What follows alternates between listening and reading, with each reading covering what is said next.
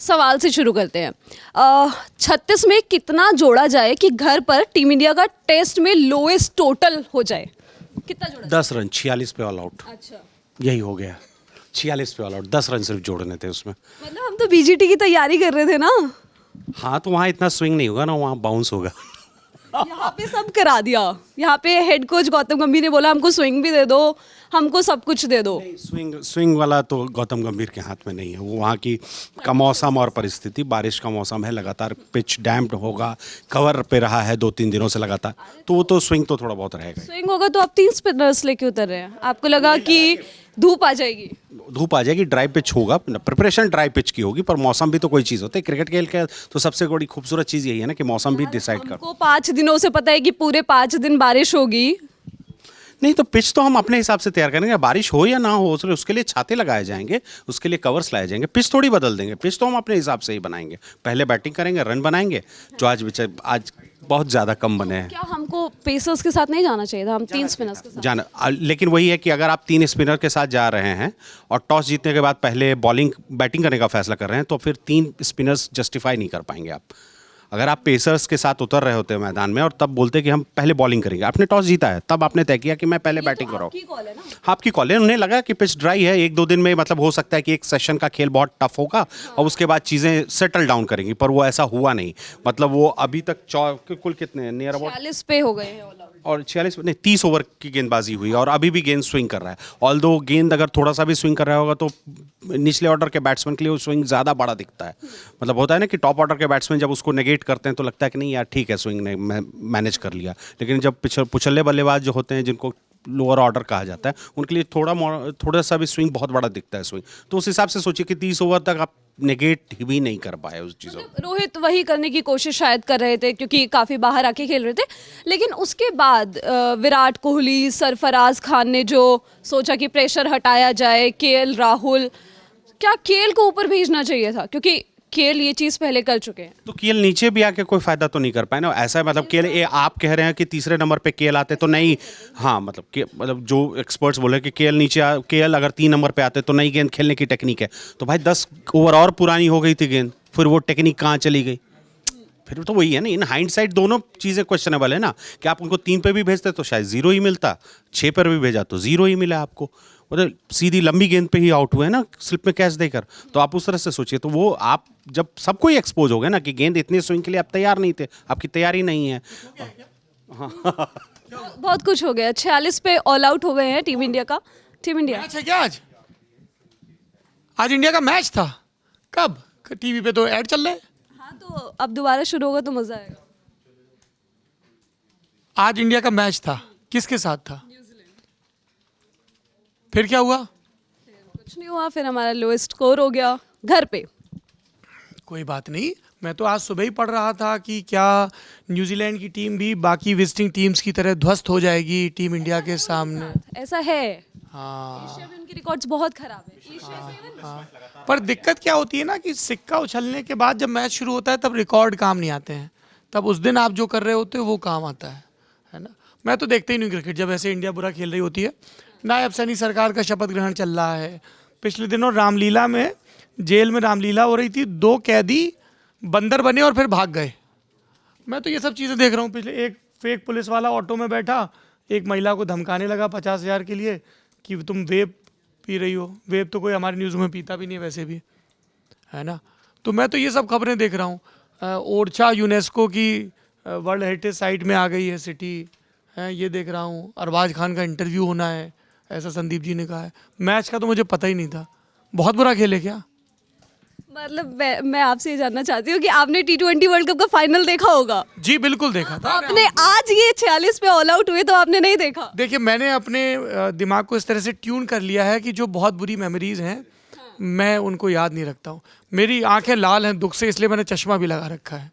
ठीक है, बहुत घटिया खेले, वाहियात खेले, लेकिन मैं जर्नलिज्म की उस परंपरा से नहीं आता हूँ कि मैच का मुजरिम कौन और चुल्लू पर पानी में डूब मरे। अरे कोई बात नहीं, एक इनिंग है, बैड डे, अभी कम बैक करेंगे। कोलकाता में भी तो हम बहुत बुरा खेल रहे थे, लेकिन फिर पूरे दिन राहुल द्रविड़ और वीवीएस लक्ष्मण ने धज्जियाँ उड़ाई थी। तो सवाल ये नहीं कि आज बुरा खेले, सवाल ये कि अब इसके आगे क्या। ठीक है, तो ये बड़ा इजी है कि संदीप जैसे आर्म चेयर क्रिकेट क्रिटिक्स है ना उस जीरो पे लानत मलानत करें। अभी यही आपको खुशियों का मौका दे रहे थे। कानपुर टेस्ट अभी कुछ दिन पहले ही था ना। It's okay, everybody has a bad day. ये ज़्यादा बुरा दिन है, मान लिया, पर इस पे इतना हाय तौबा नहीं करनी चाहिए। This is the time when they need our support most.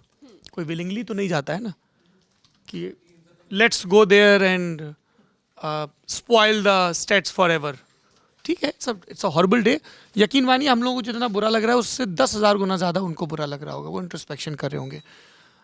जैसे मैं हमारे स्पोर्ट्स एडिटर हैं दद्दा बता रहे थे कि विराट कोहली को कैसे नहीं खेलना चाहिए था। दिक्कत यह है कि विराट कोहली के संजय माचरेकर का तो चलो समझ में आता है, उनकी रोजी रोटी है, ठीक है, तो पार्ट टाइम है ना। पर दिक्कत यह है कि 1.5 बिलियन लोग विराट कोहली को बता रहे हैं कि विराट कोहली कैसे खेलना चाहिए। अच्छा नहीं खेल रहा ड्रॉप कर दो, बढ़िया खेल रहा कंटिन्यू करो, वो हील फिगर इट आउट। ठीक है, तो मैं आज फॉर अ चेंज कोई भला बुरा नहीं कहूँगा। I am with you team India. I know it's a horrible performance.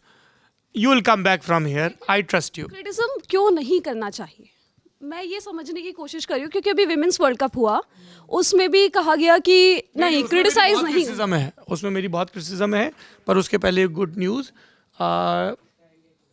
एलडूजी के अलावा जो दूसरी प्लेयर हैं जो हॉल ऑफ फेम में आज शामिल हुई, क्या नाम है उनका? डायना, एलडूजी नहीं, डेविड, नाडिया डेविड, वो हॉल ऑफ फेम में आई हैं। हाँ, नीतू डेविड आई हैं आज। वो डेविड याद था मुझे। तो एक बहुत कमाल की फिल्म है आई एम डेविड। खैर, तो वो हमारे लिए बहुत खुशी की बात है। T20 क्रिकेट वर्ल्ड कप में विमेंस में वी वर डिज़ास्ट्रस। हमने बहुत घटिया खेला। जो पुराने प्लेयर्स हैं जो सिर्फ अपनी प्रतिष्ठा के दम पे बने हुए हैं, उनको रिटायर कर देना चाहिए। फ्रेश बेंच आनी चाहिए और ज़्यादा जोखिम लेने चाहिए। एकदम लॉलीपॉप कैच ड्रॉप हो रहे हैं, अति निर्भरता है, कोई एक्सपेरिमेंट नहीं है, वो किलिंग इंस्टिंक्ट मिसिंग है। तो we got what we deserve. ये टीम ऐसी ही है, तो उनके लिए मेरी ज़ीरो। पर वो पूरे टूर्नामेंट पे कमेंट है। यहाँ ये टेस्ट मैच है, एक बुरा सेशन, एक बुरा दिन। अगर ये 5वें दिन तक इतना ही घटिया खेलेंगे, पूरी सीरीज में खेलेंगे, यकीन मानिए गरिमा जी, मैं यहीं खड़े होके और इन लोगों की एस्तैसी करूँगा। नॉट दैट कि उनको कोई फ़र्क पड़ता है, पर पब्लिक है, पब्लिक का बोलना बनता है। लेकिन आज नहीं।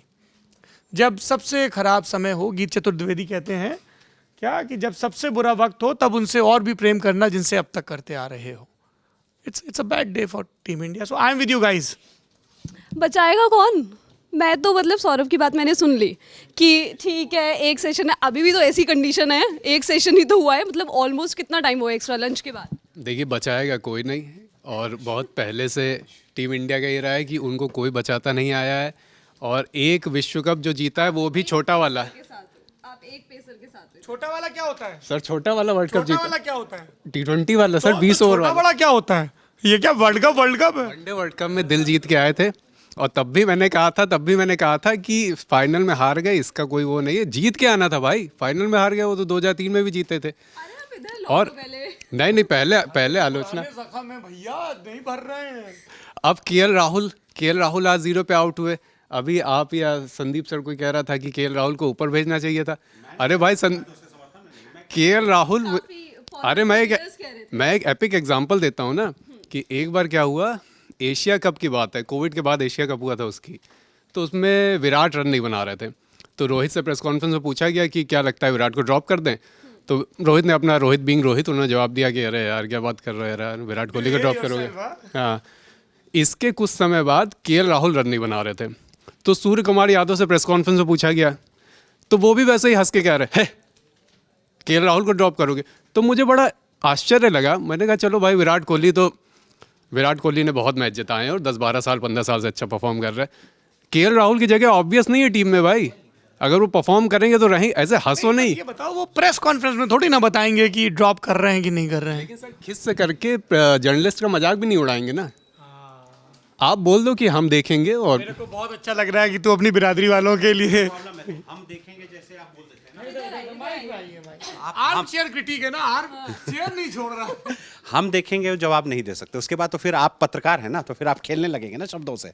हम देखेंगे, नहीं बोल सकते उसमें। देखिए बात सीधी, किसको ड्रॉप करना है नहीं करना है वो बोर्ड को तय करना है, चयन समिति को तय करना है, टीम मैनेजमेंट को तय करना है। उस पर बात पब्लिकली नहीं होगी। बीसीसीआई को एक मीडिया एडवाइजर तो संदीप सिन्हा जैसा चाहिए। उस पर नहीं, पब्लिकली बात है कि क्या राहुल वाला एक्सपेरिमेंट है। मैं राहुल वाले एक्सपेरिमेंट को 4 महीने देने को तैयार हूं। जब उन्होंने तय किया कि राहुल मेरा 5वें नंबर या 6ठे नंबर का बल्लेबाज है, I know Pant is in the team. Pant is, तो फिर केएल राहुल क्यों है? वो 5वें 6ठे नंबर पे एक एस्टेब्लिश्ड बैट्समैन चाह रहे और हैं। उसको तो फिर अभिमन्यु ईश्वरन को क्यों नहीं मौका दे रहे हो?